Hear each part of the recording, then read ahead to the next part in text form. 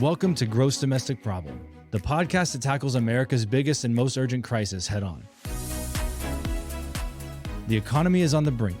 Americans feel it. But what if the real cause of the squeeze in their bank account, like an iceberg about to sink a ship, was mostly invisible? That iceberg? The national debt. Every episode of this show will be focused on unveiling this slow motion disaster. How do we get here? What happens if we don't get it under control? And what's the least painful way out? And what do we do in the meantime? There is no do-nothing solution, and every solution will require some sacrifice.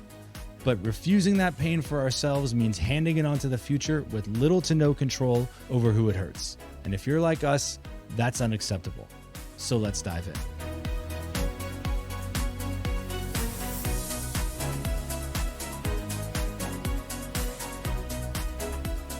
It's good to see you again, Congressman.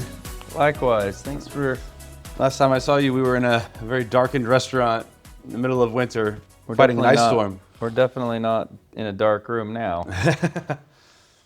Where was that? What was that? That was at the at Junction, I believe, is where, when we were there last, I think you popped in for about, I'm sure that you pop in so many places. Remember. But, well, this is exciting. Thanks. We have never done an in-person episode before. So, really? All right. Yeah, so this is a big thrill for me.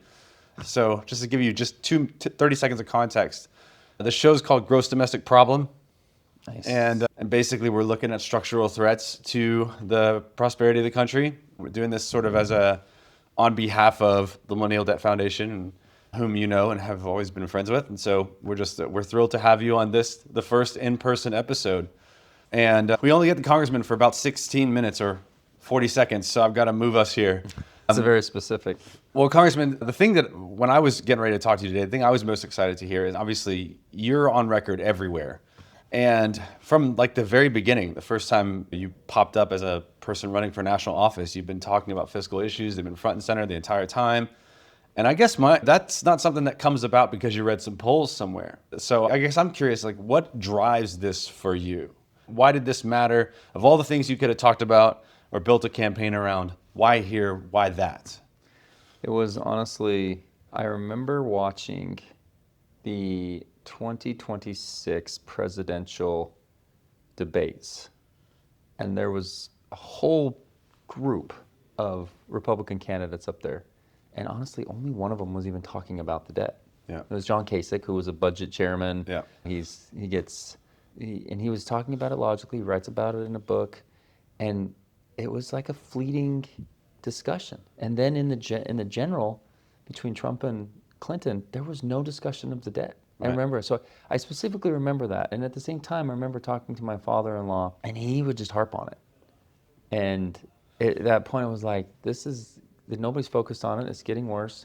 And like, there needs to be more attention on it. And in Utah, like, we're very debt conscious. We avoid it. We try to avoid it within our own state. And my faith is very big, making sure that you take on as little debt as possible for education, and a home basically is the only thing justifiable. Right. So it's just been a lot of factors around me, and I carried that. It seems to resonate, and obviously conservatives in Utah care a lot about this particular issue. In your view, what happens, what are the consequences if we don't get it right?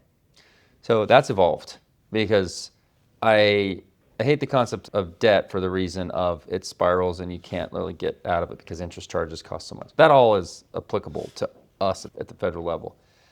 But it's shaped more towards, okay, so if we have so many expenditures and we've got this deficit, that if we can't borrow money, then we can't cover that portion of the deficit. Right.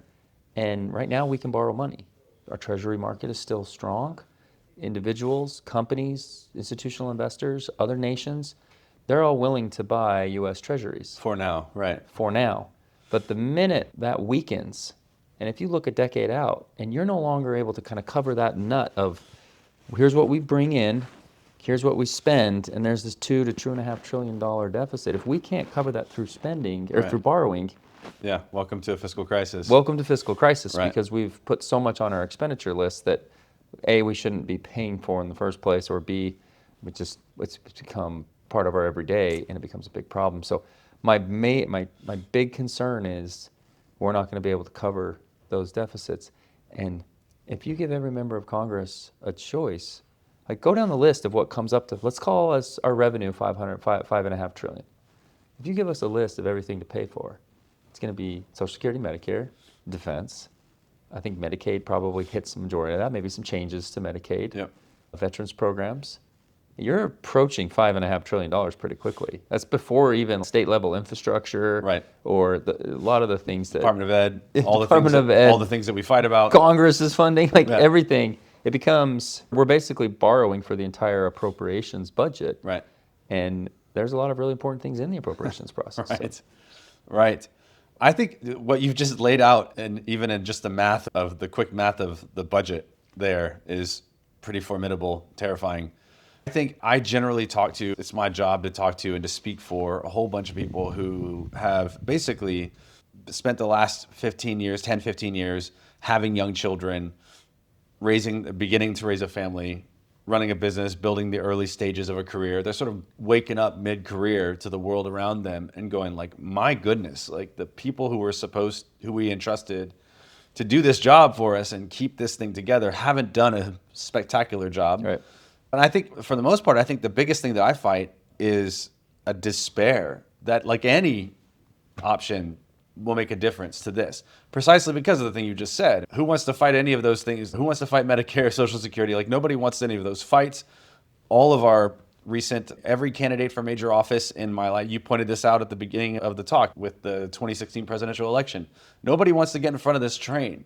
What do you say to the person who's thinking about starting a business or thinking about investing, doing things that require them to be bullish on America, and they're looking at this and thinking like, I don't know what stops this train. What can you say to before we get into all the things that you would do, why should anybody believe you or anyone else? Right. So a few things on this.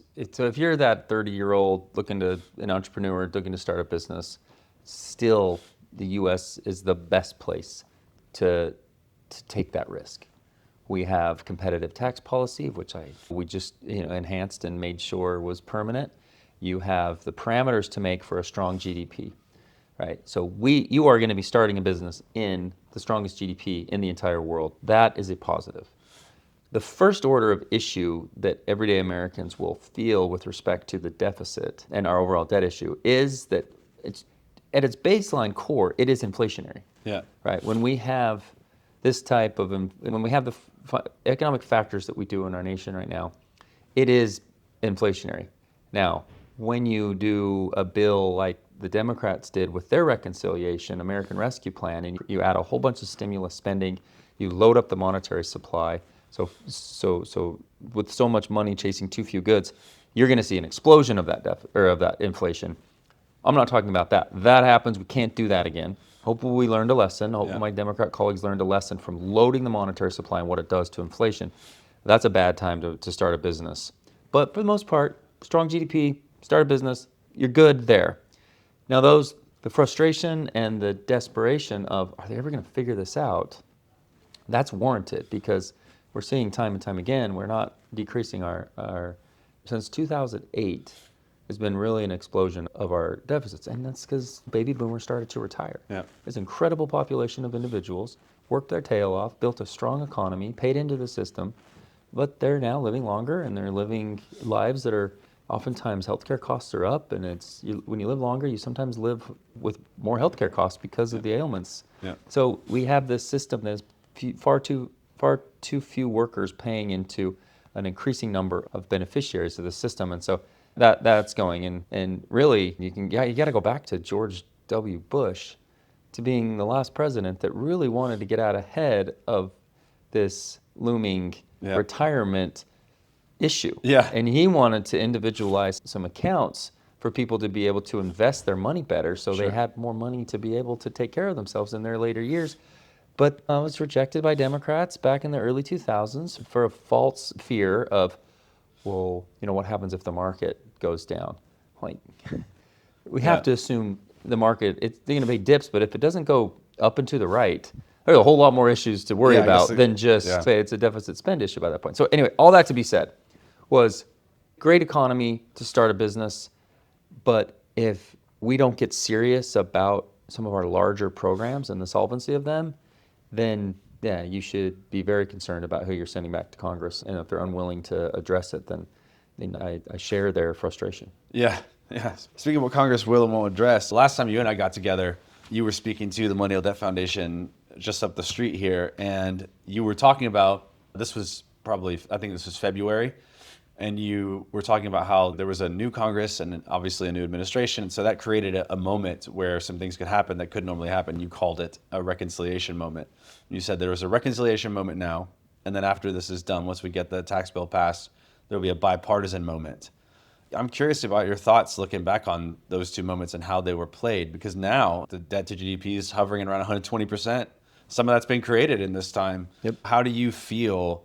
How would you score the reconciliation moment and the performance of yourself and of your colleagues during that time? Yeah, so obviously very supportive of the reconciliation bill. I focused on the tax portion, right? That's the area that I got involved with. We are moving into a bipartisan moment because we have to get these appropriations bills figured out, and they have to be a 60 vote threshold in the Senate. Yeah. So the tax policy was just the one thing that we did, and then for the remainder of this year, there might be another reconciliation bill that comes up, but it won't be anywhere as significant as what was just accomplished. Here's what I'll say. With regards to overall deficits, government spending, that first Trump administration to the second Trump administration has been far more focused on finding areas to reduce government wasteful spending. And that has not come without tons of criticism, right? Even from red and blue districts. Right. And what the administration is doing is incredibly difficult work. Yeah. But I like seeing the attempt. If you look at the June over June numbers, so June 2025 versus June 2024, we saw a reduction in deficit. So deficits continue to grow. That's because interest costs are so much. Nobody can control that. That's just a factor of our bond market. All of the mandatory spending, Social Security, Medicare, Medicaid, veterans programs, the full list of 70% of our budget, none of that's annual. We don't vote on any of that. Right. That continues to grow. So deficits, while they continue to grow, but we're seeing that contract just a little bit, just in this summer, seeing that contract. That's the hope that I want to show people. If we can continue to grow the economy at a rate of 3 to 4%, 2.6 to 3% would be sensational. Last quarter was 3. Next quarter, job numbers are lower. Yeah, it's not looking great right now. But the stock market's never been higher. That creates wealth and equity for folks and some security in their retirement funding. Like, let's see what the GDP growth is for this next quarter and then the next quarter, and we'll watch that. But if we have over 2.5 to 3% GDP growth and an administration that's willing to reduce spending a little bit by a little bit, like, we're moving in the right direction. Yeah. And that would be a really positive thing. I hear you say that, and I think I'm just put in mind of a lot of the people who support you and big fans of yours, people who invite you to speak to them all the time, Yeah. and who have helped you write and sponsor bills. A lot of people who support you are less excited than you are about the final product of the one big beautiful bill, right? And I'm thinking of people like Cato, and CRP. I'm thinking of people like that. Committee for Responsible Federal Budget. You defended this bill right after its passage, and you just defended it again. What are your friends wrong about? Great. That's a great way to phrase it, because they are my friends. I follow the Cato newsletter. I follow what they're recommending. I'm a co-chair of the Bipartisan Fiscal Forum that Maya McGinnis has dedicated her life to solving this issue. Here's the part that I do believe these groups are wrong. What has revenue done? So since 2017 to today, has federal revenue decreased? So our annual revenue that we get each year from tax collection, mostly, there's some other fees and things associated with it, but has it gone up or down? So in 2017, we reduced taxes significantly, right? And the revenue has continued to increase. Our revenue to GDP has been at 17% this whole time, the last 25 years. Our spending to GDP has gone from 17, 18% back in the late 90s up to 26%. And so their focus on our tax policy creates deficits, I believe, is not accurate. Because our tax policy, if you lower the rate and make it competitive, we have seen over the last 8 years, and we will continue to be able to monitor, we're getting more tax revenue into the system. Now, part of that could be COVID, because COVID had a lot of stimulus spending that also has tax revenue associated with it. I think that's fake money. Right. That's completely fake money. If you give out a bunch of stimulus money and tax it, Yeah. that's loading the system. That's inflationary. Yeah. But Welcome to Argentina, my friend. right, like, and so when you look at something like FDII, foreign derived intangible income, if Ireland their rate is 13% and the U.S. rate is 16%, Yeah. a multinational company can choose where to put their tax domicile. Where are they going to choose?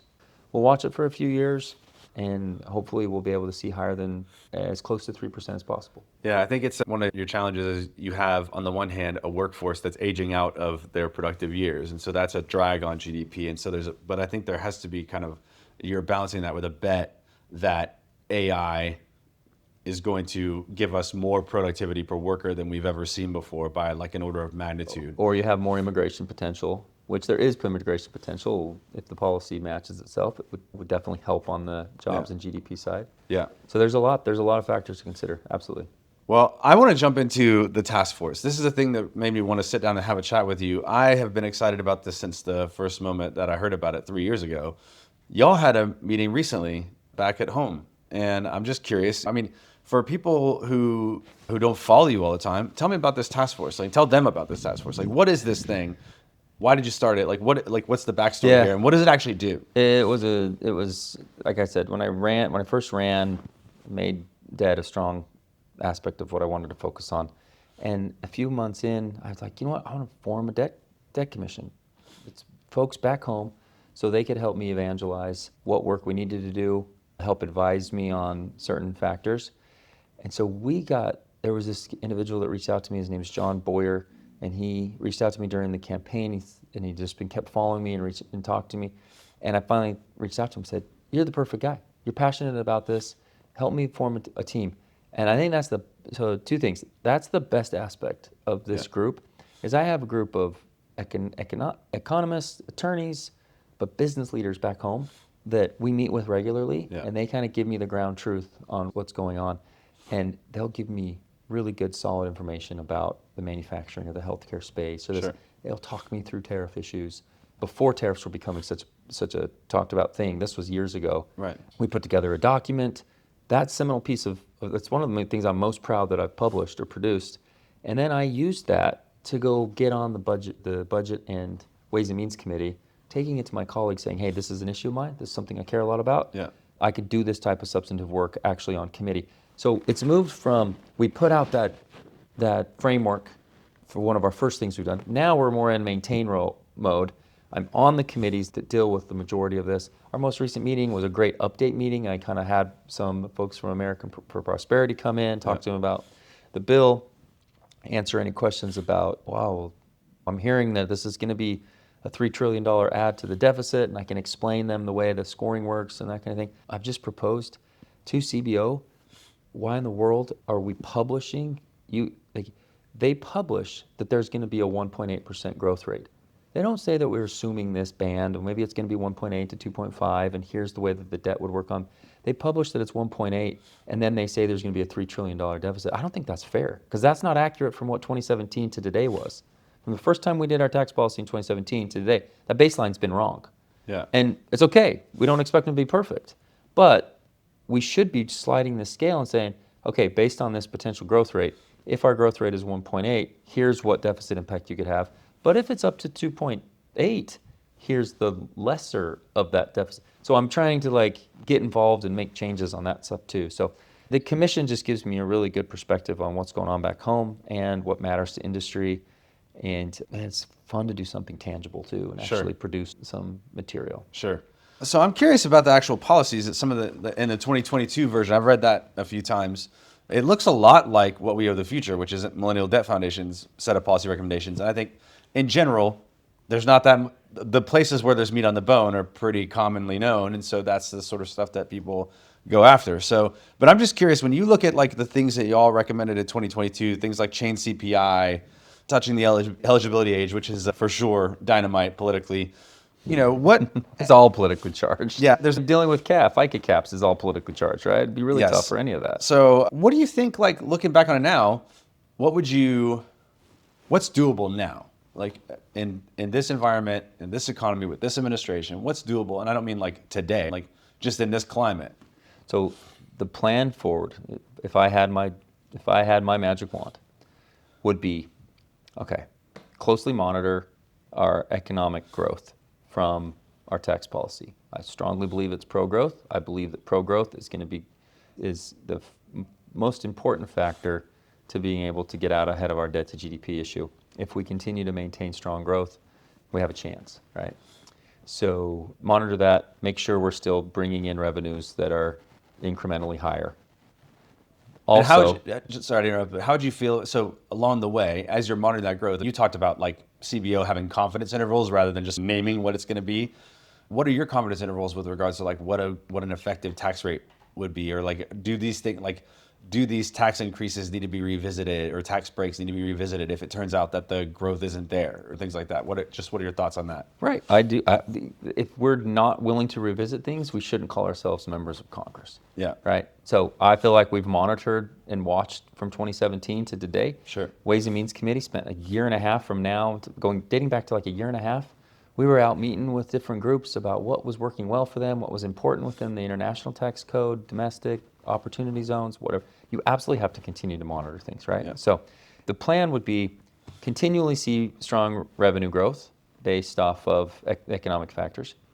Find every opportunity to lower spending.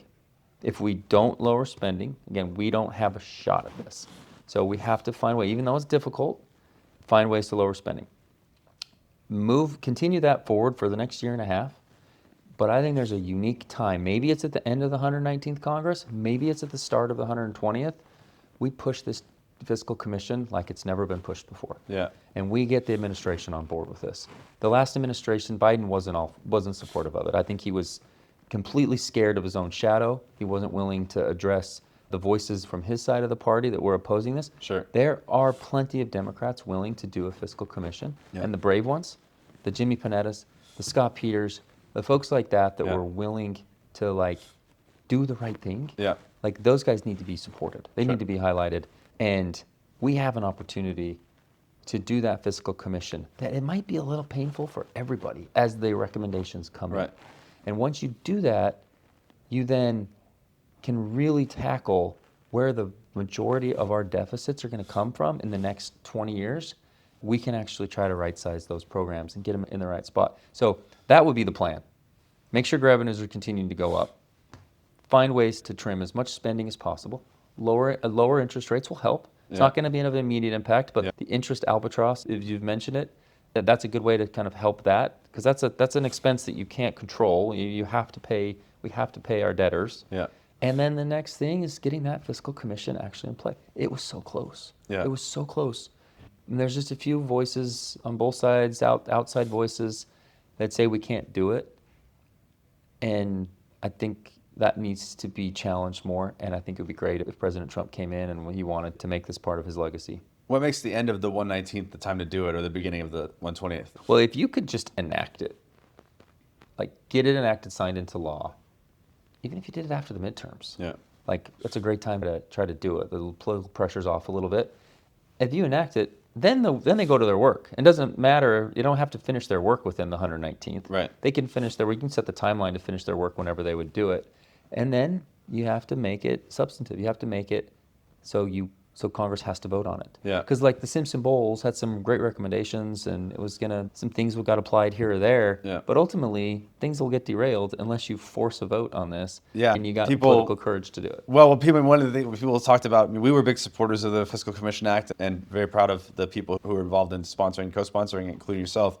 When we talked about other people, we got a lot of eye rolls. People just like, because of like bad memories around. Greenspan Commission. Simpson Bowles. Yes, exactly. Greenspan, like one more toothless study that gets us a clearer picture of an issue that is just not being dealt with substantively at all. Things are more dire now. Yeah. You think that's what it is? Well, our debt to GDP is significantly higher than it was when Simpson Bowles was even then. So I think that the urgent nature of it, and it's so easy for my Dem colleagues to say, well, if you're so worried about deficits, why are you giving tax breaks? I'm like, with our tax breaks, our revenue has not decreased. Yeah. If we want to go and tax a bunch more, we might get a bump for a year or two.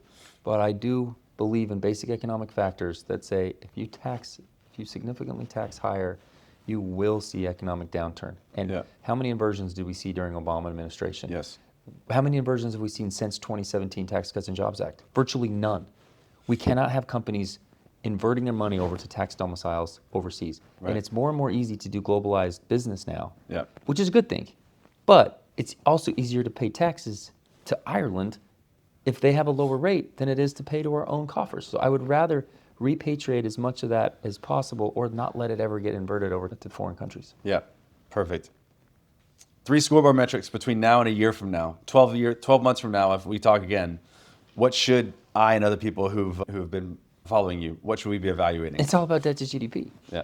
So if Republicans are in control for, let's say, 4 straight years, and our deficits are higher, and if we don't have economic growth above 2.6%, something's wrong. If our deficits continue to blast out of control, something's wrong. Those are 2 things. Like, again, 6 months does not an economy make. One quarter does not a GDP growth make. But things are in the right direction, and we're seeing, hopefully, like I mentioned, the June numbers, hopefully we see a reduction in deficits year over year. Yeah. And that way should give all the confidence in the world to the bond market. Hey, keep investing in the U.S. We're moving in the right direction. Interest rates go down. We're able to consolidate a little bit. Those are the things that I would say we need to watch is GDP growth and what our deficits are doing. Look forward to talking to you in a year and seeing Absolutely. how you did. I will be ready to talk, and we'll be able to talk about the numbers. Thanks so much for your time. It's no spin. It's just data. Yes, Thanks a bunch. absolutely. Thank you all All very right. much. Great work. Love it. Thanks for listening. If you enjoyed today's episode, leave us a 5-star review on your favorite podcast platform, and don't forget to subscribe to the show. Want to dig deeper? Follow us at millennialdebt.org for more insights, updates, and ways to be part of the solution. Thanks for listening.